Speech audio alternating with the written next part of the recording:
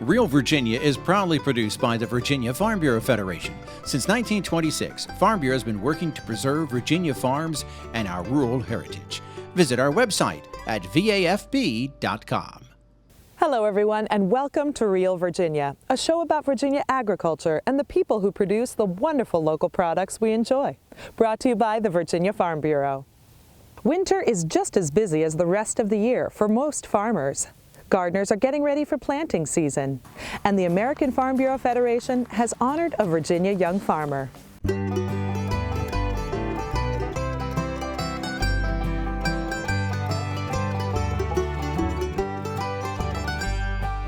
Home will always be Virginia, between the Blue Ridge and Chesapeake Bay, Atlantic to Appalachia, home in my heart always.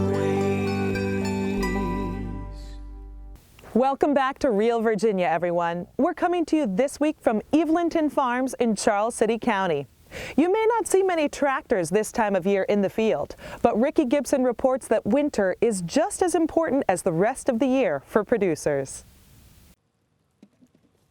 The harvest is in, the holidays are over, and not much is growing. Farmers can finally relax for a few weeks, right? Not so fast. Yeah, it's pretty much a year-round. It's a year-round job. If you are looking for a lot of vacation time, then it won't work for you. Henry Fitzgerald and his son raise corn, soybeans, and pumpkins on their farm. Turns out that growing a crop is just a small part of the overall job of a farmer. So much so that winter is not considered downtime. They're just doing different things. The off-season for us starts at the end of October when pumpkins finish through the middle of April. We usually have quite a bit of corn to pick after that, and we try to get that picked so it doesn't fall off and we lose any of it. And then usually we are trying to upgrade and do things better than we did last year, so we're always having to change the equipment or get different equipment, which means trips to Pennsylvania or wherever. We usually buy used things. And trade shows, we usually go to 2 or 3 of those to try to stay up with technology. Many days are spent in the shop. The equipment that they own and operate and sometimes lease is very, very technologically advanced, and they spend a lot of time caring for that equipment, just like they spend a lot of time caring for their land. So it's a lot of shop time this time of year. A lot of accounting work. We're hearing from many folks right now. The tax prep season has started. They're meeting with their CPAs. So again, just a year-round effort. Robert Harper is the grain marketing manager for the Virginia Farm Bureau Federation. He spends his days working with producers to sell their grain and soybeans for the best available price. In the last really 20 to 30 years, a lot of farmers in Virginia have invested in on-farm storage. On-farm storage is very important to their businesses. Building bins, it allows them to speed up their harvest. They can take the crop, whatever they're harvesting from the field, back to their home yard, get it in the bin, get the truck back to the field. It also allows them to be able to market that production, those bushels, at different times of the year to capture rallies in the local basis price as well as rallies in the futures price. We get the grain prices on my phone. It comes like every 3 or 4 hours, and then I will call Robert at Farm Bureau and we work out when I want to sell. Sometimes we sell like the year before or ahead if we think it's a good price, and sometimes we just sell as we pick it. In addition to working on equipment and attending meetings, producers shop for new seed varieties to improve their yields. They visit their local USDA office to fill out paperwork and follow up on conservation plans, and they spend a lot of time testing soils in their fields and planning for the next season. We try to sample our soil every year, and we're looking for pH is the main thing. Most farmers today are farming very specifically. I hear the term a lot, prescription farming, and they're writing prescriptions for each of their farms, and that takes a lot of time to comb through all the information or comb through all the data that's being generated by their soil testing, by their yield monitor, their yield information off their combines, their soil maps. All that data can take weeks to sort through and days to incorporate into the next season's plans. So while they may enjoy working with their hands, winter is when many farmers end up doing a lot of desk work as well. And just like other jobs, the clock is always ticking. In Nelson County, Virginia, I'm Ricky Gibson reporting. Winter is a good time for farmers to sell grain or soybeans. Grain marketing advisors have two pieces of advice every farmer should follow. Know how much it costs to raise a crop and make a profit, and then lock in a portion of your crop at that price as soon as possible, instead of hoping the market will go even higher. Farmers use marketing tools like futures contracts to sell part of next year's crop in advance to achieve these goals. The last thing most producers want is to be at the mercy of whatever the daily grain price is on the Chicago Board of Trade. Hi, today we're going to be talking about what you can do to plan for your spring garden from the ground up. Please stay tuned.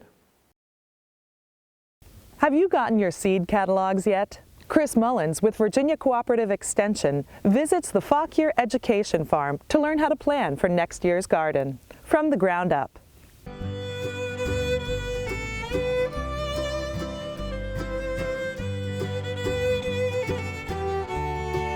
Well, hi and welcome. Today we're in Warrenton, Virginia. We're at the Fauquier County Extension Office, and we're here with Mr. Jim Hankins, who's the Executive Director of the Fauquier Education Farm. And we're going to be talking about what you can do to help plan your spring and summer garden. Jim, at the farm, you all raise things all year round. But if people in their garden don't have anything, of course, this time of year, what are some things they can do to kind of get ready for the spring? Well, you know, it's midwinter right now, and it is a wonderful, wonderful time to get your plan together. One of the very first places that you should always start is getting soil tests. You know, you can go to your local cooperative extension office, talk to the master gardeners. They'll provide you with the soil test boxes and the forms that you need. They'll give you basic instructions. You send this off to Virginia Tech and you get back the results. Don't guess on your soil. You know, find out exactly where that pH is. Find out what nutrients. You're going to work really hard in your garden. Make sure you're taking care of the most basic needs, the basic nutrients your plants are going to need. I can see how that's important. Now, I've been getting a lot of catalogs of myself in the mail these days, and I noticed you brought some today. Tell me, is that something for planning? I love this time of year. We had a snowstorm the other day, and I just stayed at home and worked from home, going through the seed catalogs, planning on what I'm going to plant. So very often, folks, you know, you can go to the big box store and you can see those racks that it's 10 packs for $1. Try to avoid those. You know, you're shorting yourself by starting with really cheap seeds. Go for good quality seeds. They are constantly developing new disease-resistant hybrids. There are plenty of good heirlooms that are worth sticking with once you've really given them the test. But, you know, the newer varieties, they can increase your production. They'll have great disease resistance. And, you know, none of these seed catalogs are selling any genetically modified seeds. Okay. Genetically modified seeds are mainly the agronomic crops, the corn, soybeans, stuff like that. Most vegetables are not genetically modified. A disease-resistant hybrid was just the result of good plant breeding, not lab or gene manipulation in a lab. Right. So, you know, be willing to invest a little bit of money up front in your garden to make your sweat during the middle of summer worthwhile. That makes perfect sense. These are such great, and I noticed too, every year, companies like this one right here, they've got brand new varieties that are new for that year. Yeah. That might be interesting to try. I really am a strong advocate that every single year you should have something that you're trying over on the side that you've never tried before, because that's how we find those new varieties that just, it looked like I knew what I was doing, you know? Exactly, exactly. Jim, I know there's a plant for every season. So as we're here in kind of early midwinter, we're kind of thinking about what we can grow, but there's probably some things we could have already even started or thought about. It's really important. You know, the cool season crops, the cabbage, broccoli, cauliflower, a lot of the greens, kale, I want to have 6-week-old transplants that are ready to go into the field around mid-March, St. Patrick's Day. Okay. So if I've got to have a 6-week-old transplant, that means I'm planting them into seed trays in the end of January, all through February. You know, if you've got a place where you can start seeds inside, you know, you can start really early. Your crops will produce. Cool season crops need cool weather. Right. If you're waiting until April or May to put them out there, they're going to be maturing in June and July, and they just won't do well. So get that early start. Your cool season crops will appreciate it. Love it. So gardeners thinking about the early spring and summer, getting their soil tests done. Yep. Working with Cooperative Extension Office to get that done. Really getting these great catalogs and thinking about that, looking at new varieties. Yep. I really appreciate you talking with us today. I know that you do a lot of planning for your farm operation, and I know gardeners should be doing it also. Thank you, Jim. Well, for more information about planning your garden, contact your local county extension office and talk to a master gardener. From the Ground Up, I'm Chris Mullins. We'll see you next time. From the Ground Up is presented with the generous advice and assistance of Virginia Cooperative Extension. Visit their website at ext.vt.edu. Hi, I'm Chef Tammy Brawley from the Green Kitchen. Coming up, we're going to show you guys how to make some delicious vinegar-style barbecue. Stay with us. And now, a sneak peek into a day in the life of a Virginia dairy cow. They get their day started. They have some lunch. Get some exercise. Spend time with their friends.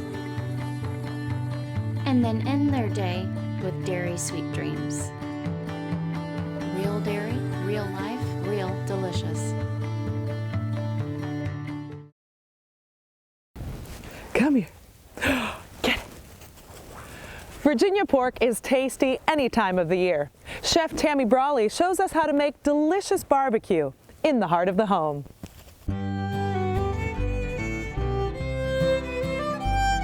Hi, I'm Tammy Brawley from the Green Kitchen, and we are here at Meadow Event Park with Heart of the Home, and we are here today to do some delicious vinegar-style barbecue. Barbecue really does cause quite a great divide. South of the Mason-Dixon line is, to me, my favorite. North of the Mason-Dixon line, they call it pulled pork, but really it is a noun, not a verb. We've got some great Virginia pork that we're going to be using today, but we're going to start with our sauce. We have got some onions that we're going to be putting in, but we also are going to start with about a half a cup of butter. Oh, nice and sizzle. Pan is nice and hot. And we're going to come back and we're going to add about a cup of vinegar. And we're going to add about a half a cup of ketchup. And about a tablespoon or so, a little less maybe, of chopped garlic. We're going to add a teaspoon of salt and a teaspoon of coarse ground pepper. And we're actually going to add a tablespoon of dry mustard. Want a little acid there.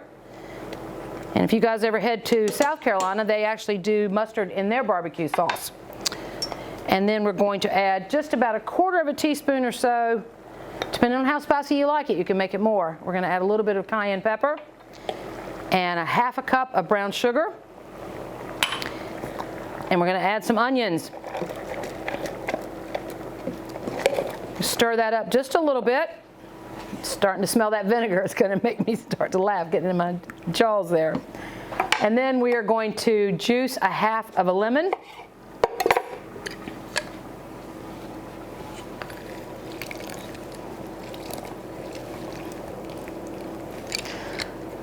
All right, now we're going to let that come to a boil. We'll be right back. All right, we are back. Our sauce has come to a boil. It's simmered nice, and our onions are cooking nicely. Now we're going to talk about the pork. This recipe, I love to cook a pork shoulder. We've got some great Virginia pork here from our friends at Old Tavern Farm, and we are going to chop the barbecue, and then we're going to add our sauce to it, and then we are ready to eat. So I've got a crock pot here. I have let this come to cool, but we pull our pork out that's cooked overnight, and we want to put it on our cutting board. And this is where I tend to get really picky. I like to pick off most of the fat, if not all of it. Sometimes it's a little easier to do when it's warm, but you just don't want it to be too hot. But I did let this cook overnight. Pull that fat off as you see me doing. And you want to leave some fat, okay? Fat is actually not your enemy, believe it or not. Fat helps to absorb the vitamins in your body. So you don't have to pull it completely clean, but I like to say this is probably about a 98% fat-free barbecue. We're going to take our knife and just start chopping a little bit.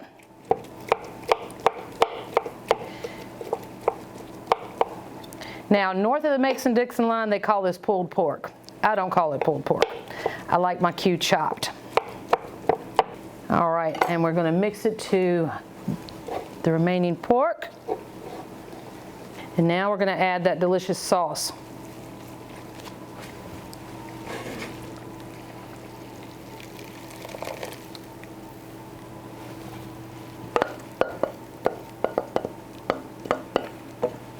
Now this particular recipe, I love doing it this way. I do have a lot of diners who, when they taste it, they want to add hot sauce. Hot sauce is fine, but I don't believe you need to add a barbecue sauce. That's where the Midwest barbecue comes in, where they add more of the molasses syrupy based. Don't get me wrong, if somebody offered me one, I'd eat it in a heartbeat, but the vinegar based is definitely my favorite. We have a bun already ready. Bun of your choice. Some people like potato rolls. I personally just like a plain hamburger bun. And yes, I like a fat barbecue sandwich. And I do have a little bit of a treat. We've got some Virginia grown cucumbers here that I pickled myself this summer. This is my last jar. I'm going to miss these come more into winter. So we've got some delicious dill pickle right there on the side. And there you have it, a vinegar-style based barbecue with a delicious Virginia-grown pickle on the side. I'm Chef Tammy Brawley from the Green Kitchen. Join us next week for Virginia Heart of the Home for some more delicious recipes. Recipes from the heart of the home can be found on the Virginia Farm Bureau website at vafb.com. And visit Chef Tammy Brawley's website at greenkitchenrichmond.com. Pork production has been rising in the Old Dominion. In 2014, there were 280,000 hogs and pigs raised in Virginia. 4 years later, that number had risen to a total of 345,000. In 2014, roughly 332 tons of pork was produced. In 2018, that had risen to more than 433 tons. Virtually all pork production in Virginia is through integrated companies like Smithfield Foods, the world's largest meat-producing company. That means farmers don't own the hogs. They raise them under contract for the owners who process and sell them. And while Virginia hams are tasty, processed meats are the state's top pork product.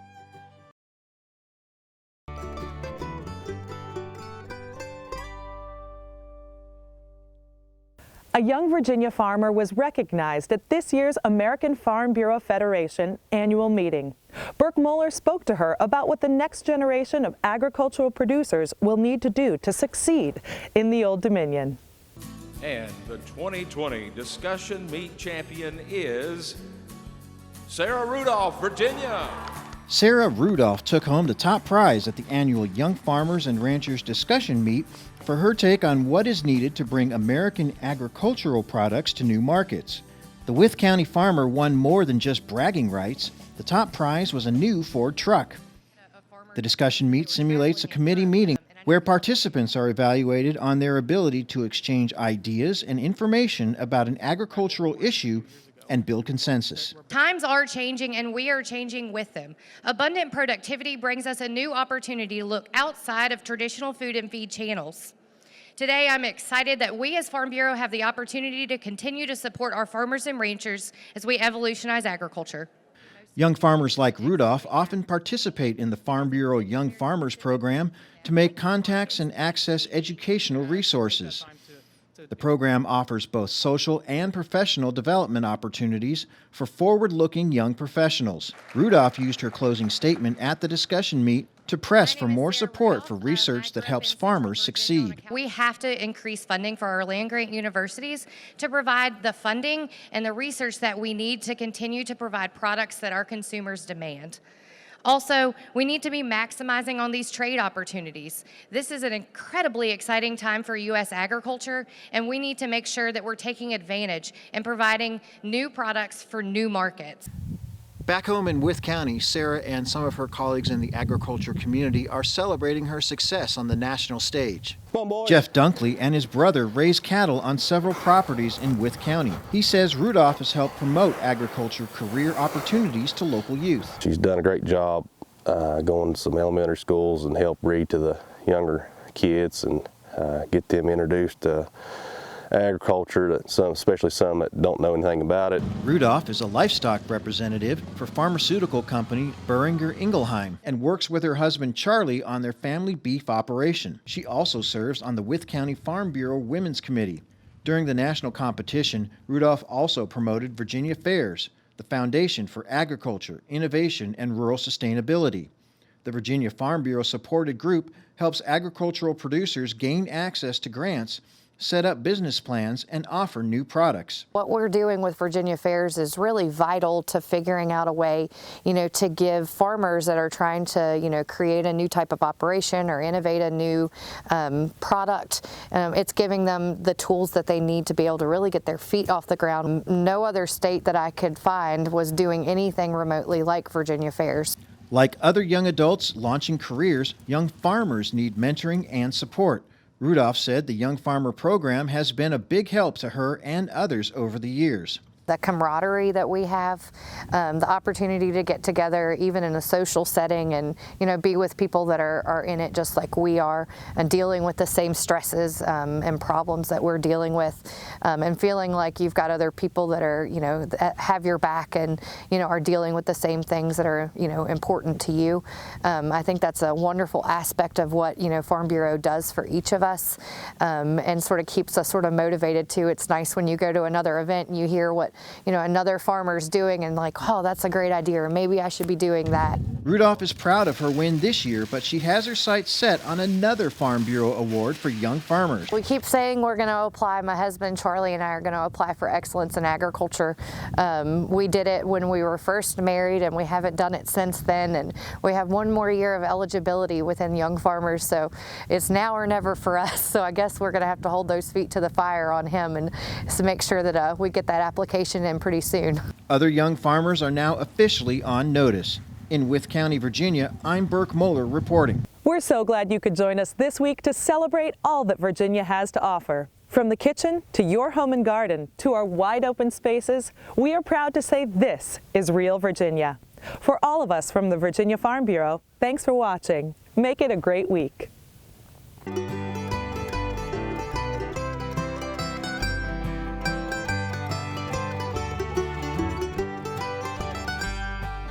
Home will always be Virginia, between the Blue Ridge and Chesapeake Bay, Atlantic to Appalachia, home in my heart always.